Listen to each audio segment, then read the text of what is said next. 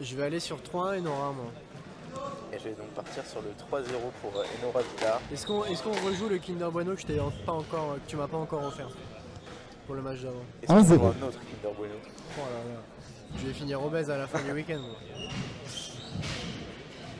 En plus, on est tous les deux en compétition, pas dans la même, mais tous les deux en compétition, donc ça va être dur. Du coup, toi, Louis, tu t'entraînes ici? Effectivement, je m'entraîne depuis 13 ans maintenant.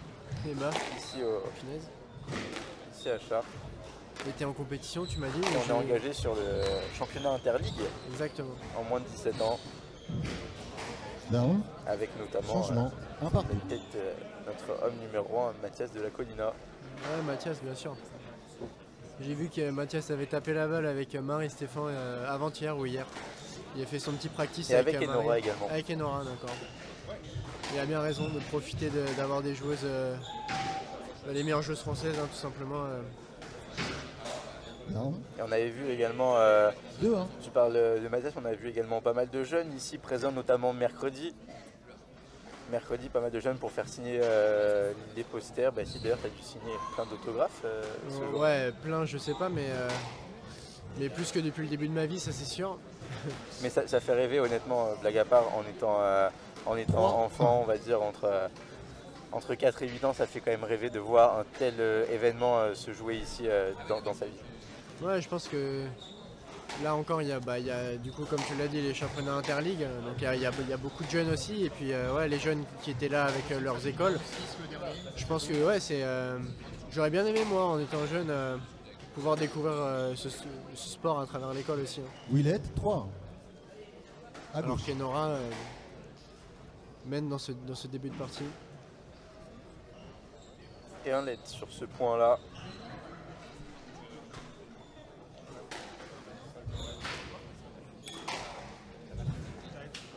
Et on sait les atouts, j'allais justement en parler, on l'a vu ici sur cette action, que Izromba, clairement son atout, c'est sa puissance de frappe, l'intensité qu'elle va mettre dans la balle.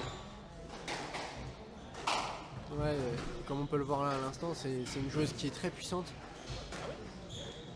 Parfait, du côté d'Enora Villar, on peut parler de la mobilité qui est quand même une de ses grandes caractéristiques. Ouais, complètement, elle est très fluide dans son squash et donc c'est un petit peu les deux opposés. Hein.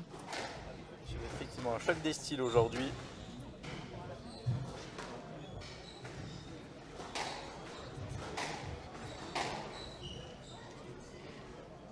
Nolette, 3 partout. Nolette, je pense que c'est la bonne décision. À partir du moment où la balle était relativement loin et collée. Elise qui recolle au score. Et c'était l'un des premiers gros points, on va dire, de ce match pour l'instant. Il y a 3 partout.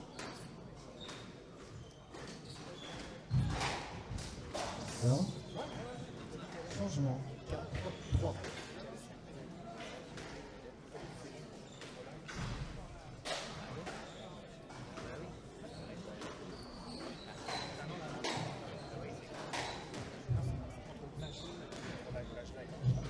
Super amorci.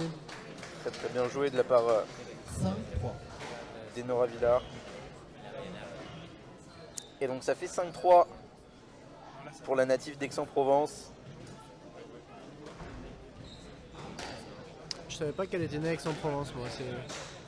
Ça va être un stroke. Je connais son père particulièrement. Et qui est lui basé au Mans. Donc depuis que je suis assez jeune, il se bataille avec mon père. donc je pensais qu'elle était d'origine du Mans, elle, de base, mais voilà, elle est née à Aix-en-Provence.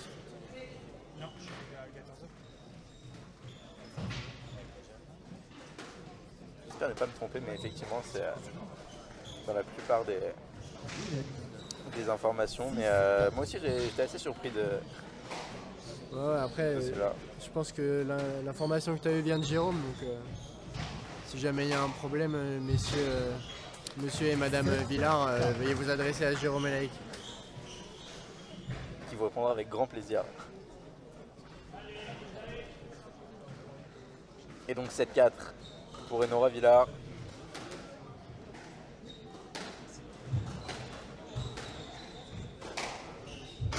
On va pour l'instant assez sereine dans ses bases. Elle est bien plus précise. Elle est bien plus précise que Elise et donc elle fait la différence encore une fois sur cette parallèle là qui vient se coller. On voit sur ce point, elle n'a pas énormément quitté le T non plus.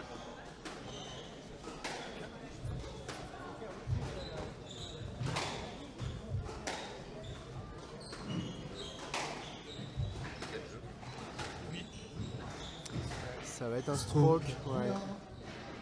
9-4. Bien joué Baptiste, effectivement. Parce que t'es pas du tout dégagé, elle peut pas jouer la balle. Elise Romba ici qui conteste cette décision, qui était pas sûr, qui demande des explications. Ouais, ça me paraissait assez clair aussi. Discussion assez cordiale entre Elise Romba et le duo d'arbitre.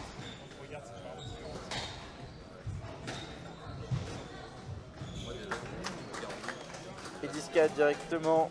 10-4. 6 balles de jeu pour Enora Villard pour remporter cette première manche.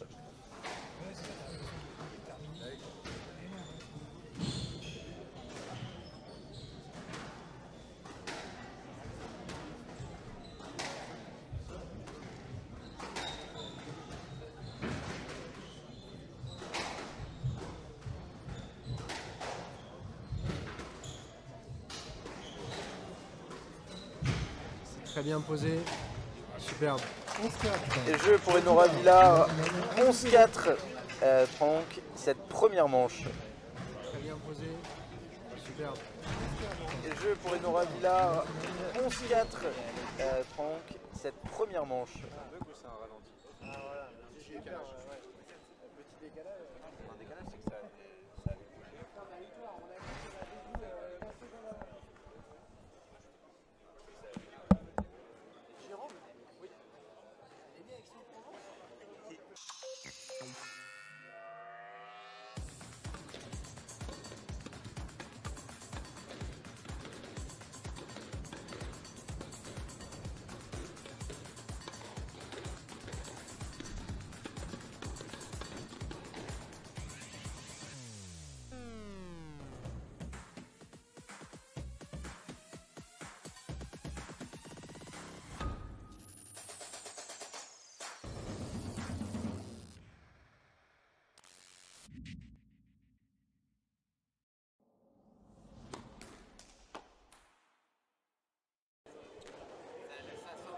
Reprise du jeu dans 60 secondes.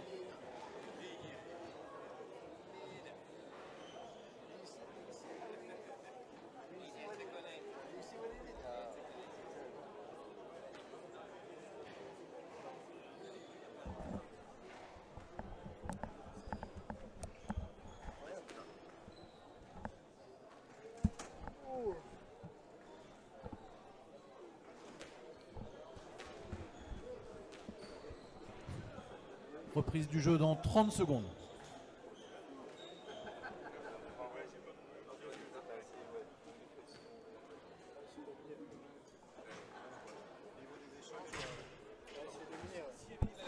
« 15 secondes. »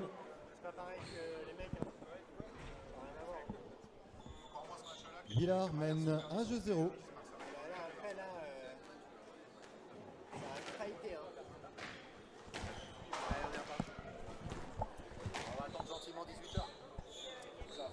Et donc on est reparti Baptiste pour ce deuxième jeu.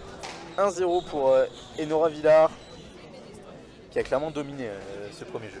Ouais, complètement, elle le remporte 11-4, sachant qu'il y avait 3-1 pour Elise, il me semble. Donc, elle a vraiment dominé par sa précision.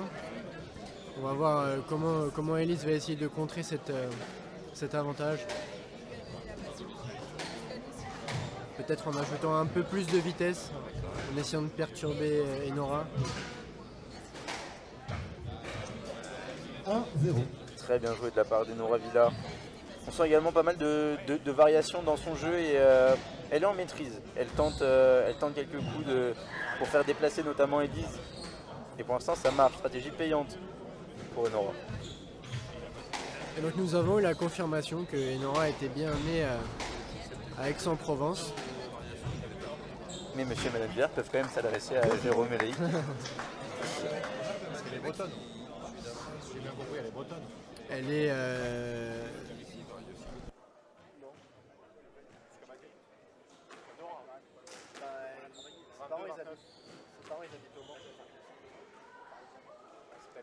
Stroke Romba.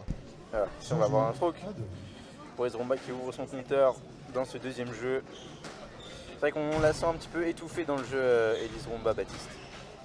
Ouais, elle est vraiment dominée là, on la voit un petit peu, 3-1. Elle un petit peu tergiverse. perdue. Ouais.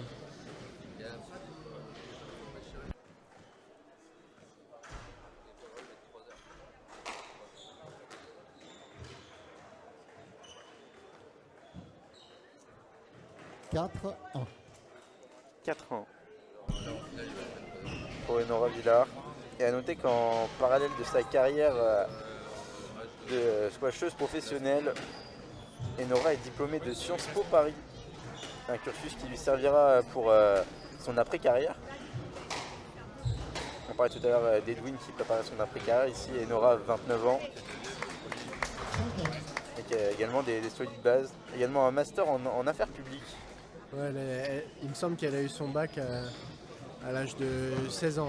On en reparlait encore hier. Elle a eu son bac à 15 ans ou 16 ans, donc Je crois que c'est 15. c'est 15, ouais, donc c'est impressionnant. Hein. Elle est partie étudier sa 3e année en Inde. Et elle a aussi vécu en Nouvelle-Calédonie, en Guyane et en Corse. Une globe-trotteuse globalement. Ouais, et en plus avec la vie là, qu'elle mène sur le circuit PSA, elle voyage beaucoup, elle a toujours voyagé en fait.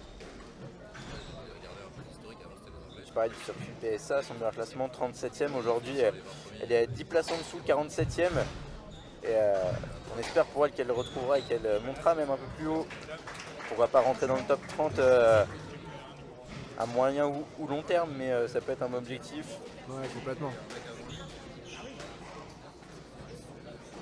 Même si dans le tableau féminin, on découvrira tout à l'heure lors de la deuxième demi-finale, la jeunesse pousse fortement sur le circuit national. La jeunesse pousse avec à l'image, qui sera en tout cas à l'image Lorraine Baltaillan, hein, qui s'entraîne en Égypte. Effectivement, la franco-égyptienne que vous suivrez tout à l'heure à partir de 19 h dans sa confrontation face à Marie Stéphane, tenante du titre. Là aussi un duel qui sera assez intéressant et dans des styles vraiment très très distincts. Ouais, c'est ça, superbe attaque de la part d'Enora. Et je sais plus ce qu'on disait, Louis.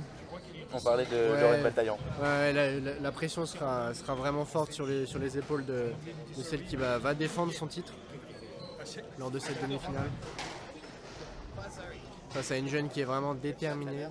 Ça peut être de la pression. On a vu notamment Ambra Links au premier tour, qui du coup a été émise de ce tour principal par Lorraine Baltaillan. C'était vraiment l'onde de choc ici.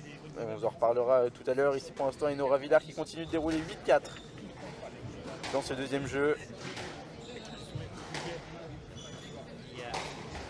On la sent vraiment en place, Enora. Je trouve qu'elle dégage quelque chose d'assez important. Ouais, on la sent assez sereine, hein. Vraiment, elle est confiante, elle sait ce qu'elle doit faire et elle le fait très bien.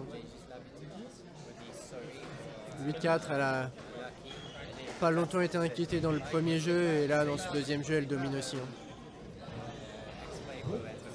Alors qu'on vient de dire qu'elle était sereine et confiante et une faute de service, pardon, c'est assez rare.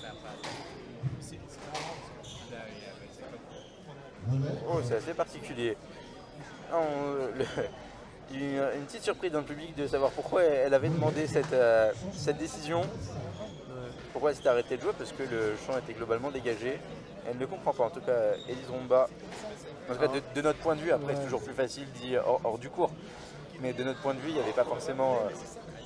Ouais, je trouve que le no-let est un petit peu sévère quand même, hein. Avec la qualité de balle d'Enora, la largeur était vraiment mauvaise, donc je sais pas. Après on est peut-être un petit peu loin aussi, hein, mais bon. Mais quoi qu'il arrive, la décision était bien le no-let. Et donc 9-5.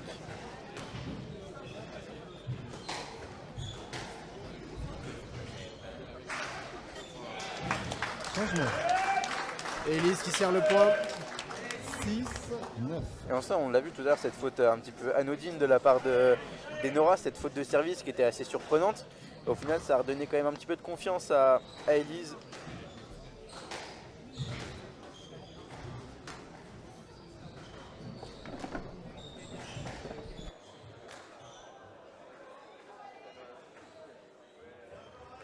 Sept, 9.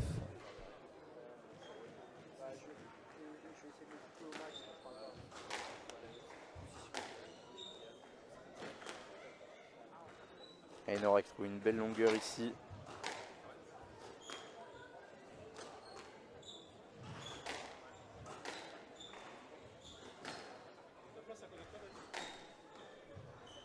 Éventuellement, ouais. C'est pas super confort.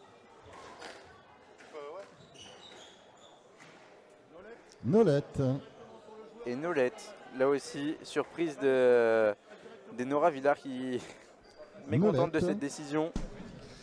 Et puis Elise, si au contraire elle sent vraiment que c'est peut-être son moment là, si elle veut pousser. 8-9, elle est vraiment revenue au score, elle est revenue dans Elle partait le à deuxième 9-5. jeu.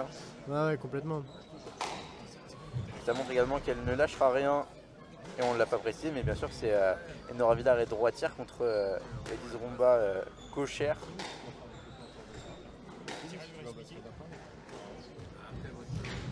Doublé. C'est doublé. Changement. Et donc, 2 balles de 18 jeu balles de jeu. pour Enora Villard pour prendre cette deuxième manche qu'elle avait en main jusqu'à cette petite faute de service malheureusement pour elle. Et ça s'est resserré un petit peu dans le jeu. Elise a mis un peu plus d'intensité et puis a cadré surtout un petit peu plus. Ouais, c'est ça, et on a vu une ou deux erreurs de la part d'Enora, mais bon. Ce deuxième jeu est vraiment crucial, elle le sait. Comme on voit, malgré tout, on parlait de domination de la part d'Enora, mais sur 2 erreurs, on est quand même passé de 9-5 à 9-8 et donc là 18. Stroke Villard. Et ici le stroke, et donc deuxième manche pour Enora Villard, 11-8. 2 jeux à 0.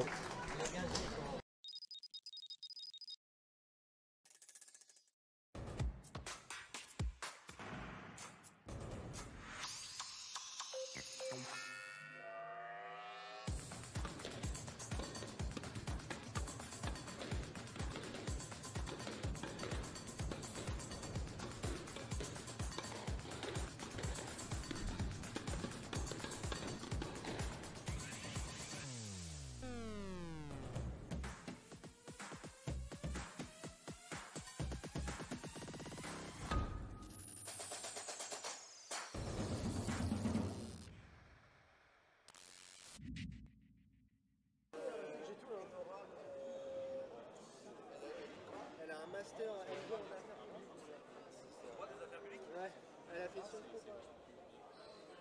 Elle a eu son bac à 16 ans. 15 ans. Ouais, j'ai fait tout comme elle, mais sans avoir aucun niveau. Ni aucun niveau. Reprise du jeu dans 60 secondes.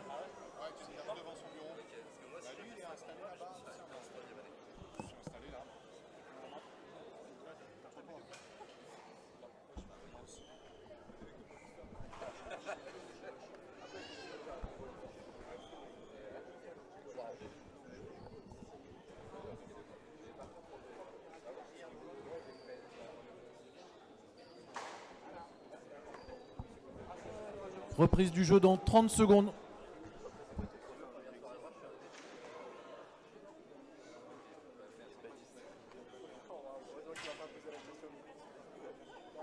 J'attends de voir s'il y a des PSA. Il y a tellement peu de PSA là, ces mois-ci que c'est chaud. On verra bien l'objectif. Villard mène 2 jeux 0. Prends pas la tête.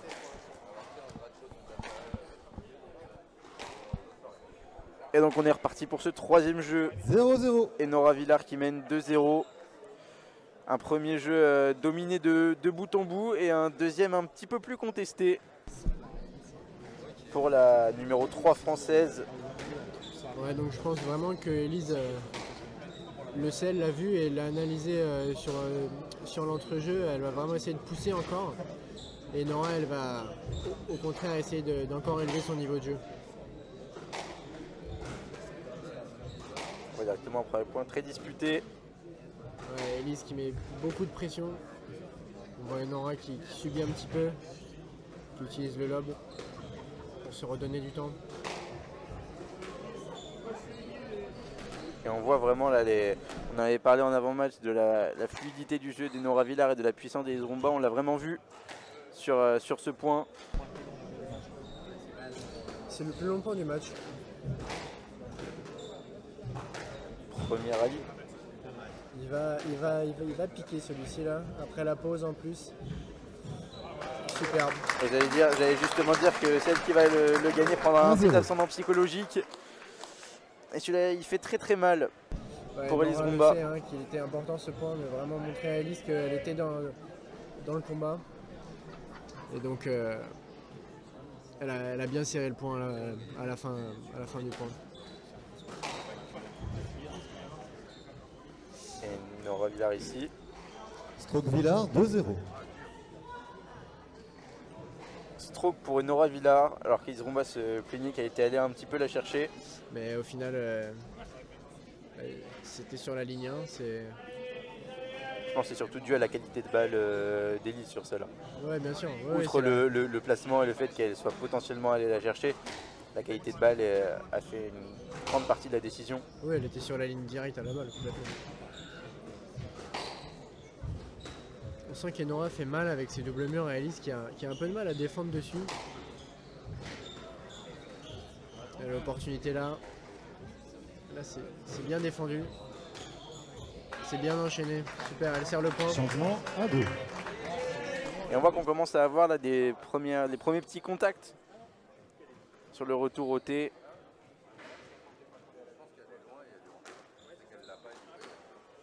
Out. Et celle-là, il faut encore une fois une petite faute là de la part de Nora Villar.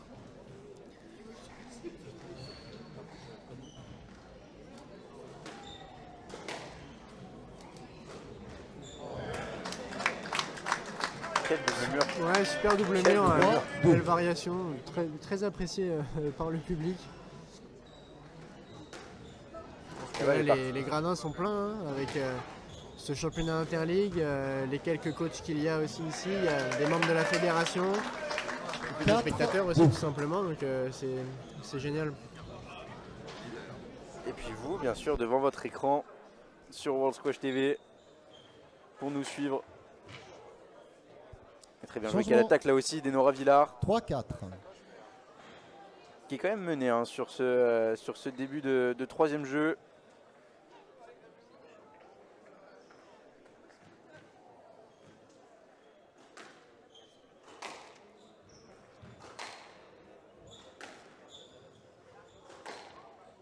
Bonne longueur de balle, ça revient un peu au milieu pour Enora Villar ici.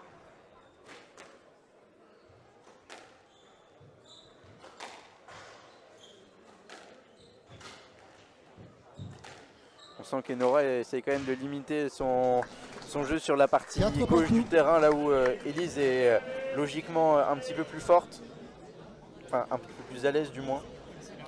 Et puis encore une fois, ce point a vraiment tourné suite au double mur hein, de la part d'Enora, qui lui a ouvert le cours et elle a très bien terminé avec cette frappe mi-court. Ça doit vraiment faire partie de son plan de jeu, hein, d'essayer de faire bouger Elise au maximum. Grâce à ces doubles murs. Mais Elise qui ne lâche pas vraiment, elle s'accroche. On la voit effectivement assez hargneuse. Et elle tient pour l'instant dans ce troisième jeu. Elle mène même d'un point.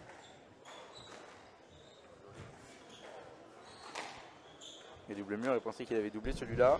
Ouais, mais Enora a lâché une très belle fente.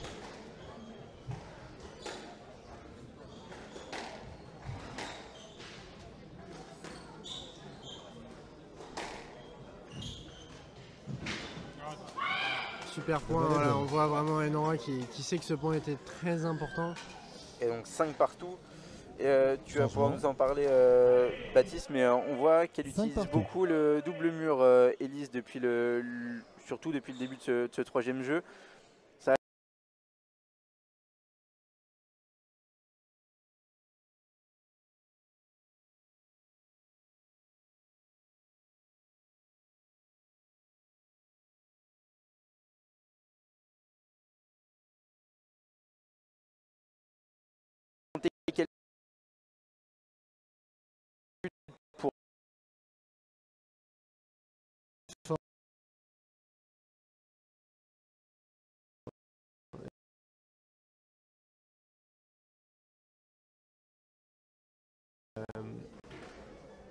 Par contre, si il est mal exécuté derrière, on se retrouve un petit peu exposé. Mais là, Elise l'utilise très bien. Comme on l'a notifié avant, un peu de mal à défendre sur les doublures d'Enora. Et 6 partout pour l'instant. Super. Ça nous donne un troisième jeu plutôt animé, plutôt serré. Et c'est bien joué là de la part d'Enora. On la sent plus tranchante quand même dans ses attaques. Et plus patiente également dans la construction des points. Bon, on sent vraiment qu'elle veut absolument terminer ce match en 3 jeux pour essayer d'avoir le maximum, lâcher de 1 le moins d'énergie et avoir le maximum de temps de récupération par rapport à sa future adversaire. Là c'est vraiment le money time. Et ici, Nolette. C'est la bonne décision. ouais, effectivement, ouais. 7 partout. Elle s'y attendait d'ailleurs, Enora Villar, elle n'a pas forcément contesté, elle a plus une demande plus par dépit sur cette action-là.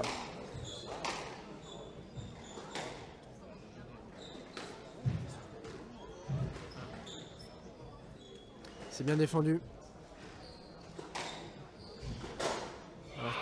Alors qu'on voit là la puissance d'Elise qui met Enora en retard. 7. Et donc Elise qui prend l'avantage. Et ça fait très longtemps qu'elle joue au squash, parce qu'elle a commencé à 10 ans. Et aujourd'hui elle en a donc 25. C'est quand 15 même ans, c'est pas mal. 15 ans de squash. Et puis c'est la progression qu'on lui connaît là. C'est familial également chez elle. 9, 7.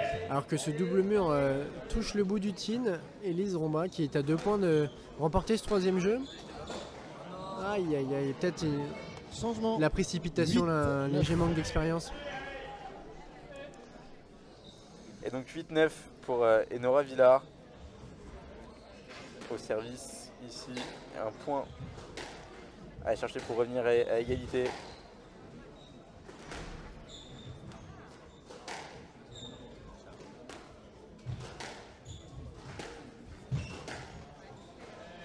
Stroke Romba. Stroke pour Elise Romba. Changement.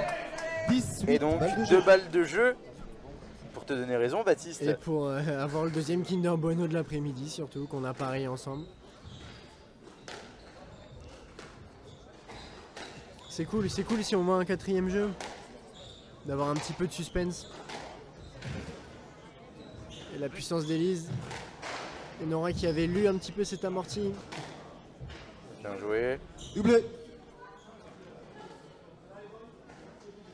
Et 9-10. Changement.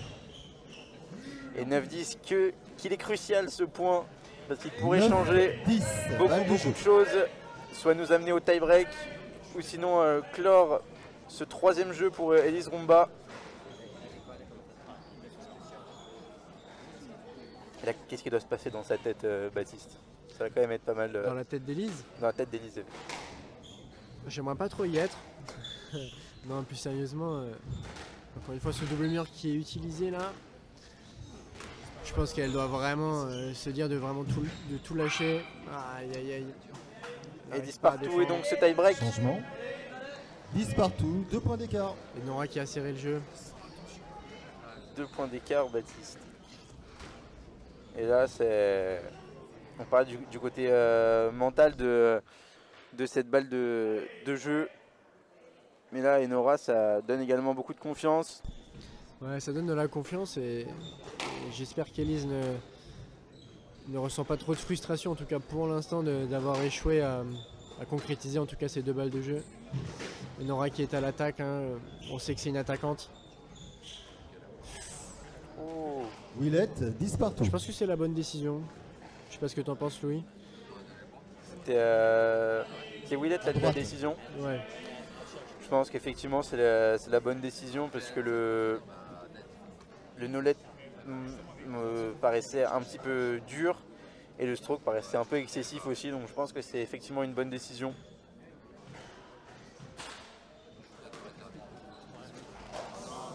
« 11-10, balle de match. Elise Romba qui craque sur cette fin de 3e jeu et 11-10, balle de match C'est là qu'on peut voir pour Enora Villar.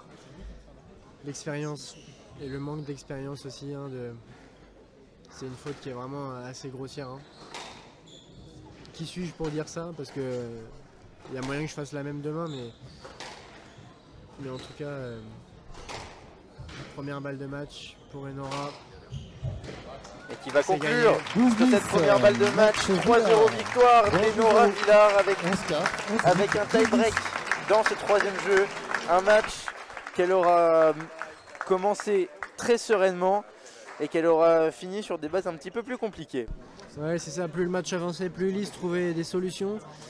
Donc voilà, je pense qu'elle va être très très contente de clôturer ça en 3 jeux. Et donc on va laisser place à l'interview. Merci Louis. Merci à toi Baptiste. Et à bientôt. Enora, bravo pour la victoire d'abord. Première question, deuxième finale. Est-ce que l'objectif est atteint ou l'objectif c'est la victoire? Comme il y en a beaucoup qui disent chez les préparateurs mentaux, une finale ça se joue pas, ça se gagne. Donc je pense que personne va en finale pour finir deuxième. Donc non, l'objectif n'est pas atteint. Deuxième petite question. On a vu que tu as gagné en 3 jeux. Le dernier, il a été hyper arraché. Est-ce que tu avais comme volonté de ne pas le lâcher pour être sûr de pouvoir garder de l'énergie pour demain? Quand on est dans un match, on ne pense pas forcément au lendemain, mais dans tous les cas, oui, j'avais envie de finir en 3, plus pour me donner moi de la confiance et me montrer que même dans des situations comme ça, j'arrive à revenir. On ne sait jamais ce qui peut se passer quand on perd un jeu, dans la tête, tout ça, donc c'était plus sur le match même que ça me tenait à cœur de finir en 3. Merci beaucoup et encore félicitations pour la victoire et à demain pour la finale.